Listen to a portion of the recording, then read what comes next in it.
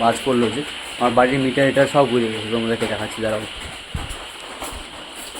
কি বাবা গো, এখনই পিছলায় পড়ছিলাম আমি এখানে, রে ভগবান সরস্বতী দেবী, দেখ জুতাটাও গেল আমার, হায় কপাল, দেখো মা আমার জুতাটাও ছিঁড়ে গেল, কপাল ভগবান কি বলবো। আর যেটা দেখাচ্ছিলাম এই দেখো মিটার ফিটার সব ঘুরে গেছে আমাদের বাড়ির এখানে, দেখো মিটারের কি অবস্থা,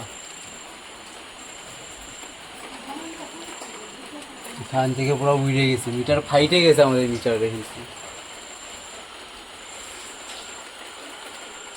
আমাদের কাকির বাড়ির কি উড়ে গেছে কাকি তোমাদের জানি, মিটার উড়ে গেছে কাকিদের,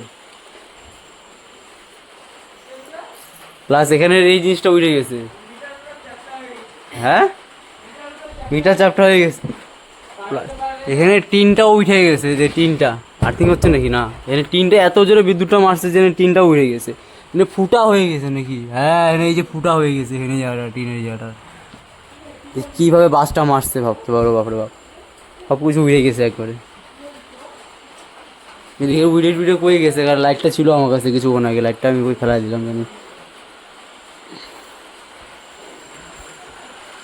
সেটা ভাবতে পারছো কীভাবে বাসটা পড়ছে আর আমি কীভাবে বাঁচছি, কিছু মিলি সেকেন্ডের জন্য আমি বাইচে গেছি না, আজকে আমার জীবনটা একদম খাল্লাস হয়ে গেছিলো শুধু।